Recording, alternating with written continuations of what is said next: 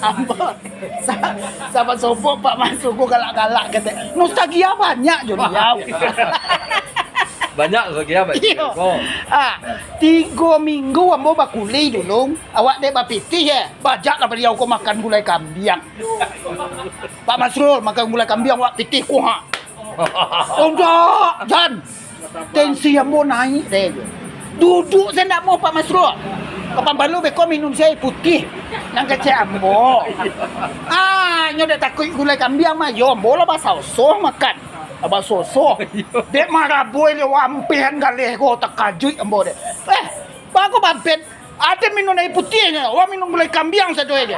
Berarti enggak dek gulai kambing tensi naik dapat Masrul jembo, dek air putih.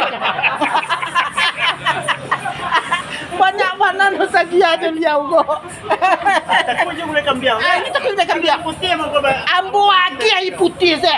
Marabu je ni. Berarti intinya mana? Indak dek gulai kambing tensi naik, dek air putih kuat. Tapi itu lama bukan ni. Ndak yo betul. Awak menggali-gali bagi. Jadi kalau indak digali dia awak beko lupa juga orang di bawah itu ah. Tapi kalau digali je dia awak ingat jo masuk dahulu dan tak kasih tua. Masuk dahulu dan tak kasih tua. Sabar sobok ambo jo maciwel ko aduh saya nak dicari tuan. Kan tu bagi. Itu masalah kambing lah masalah. Ya. Ini kambing memang. Enggak inyo na masalah. Nyo ko dapet siya na masalah itu mbay utang dah. Tidak kambing yang Tak kambing dah. Kok kambing na masalah air putih tanya. Anak cincin itu dari iwo je. Anak di sini dia jadi ya bantu itu dulu. Tapi sero lo nak bang masuk. Sero lo. Dia nak anu masuk dahulu tu dia kata. Nostalgia nama. Nostalgia. Ndak tahu anu doa namanya tu. Oh, hari ke petang, hari ke malam, hari ke sanjo kan nak tahu awak tu.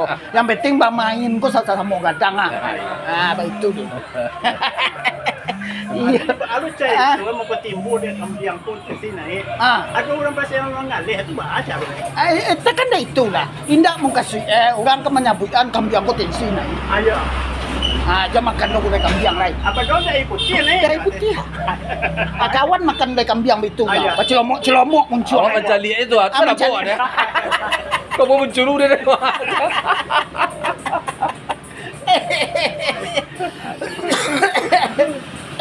Ya jikok turun pai ke tabiang. Jangan lupa bawa pitih. Aku dapat makan gulai kambing, lupa naik tensi dari putih.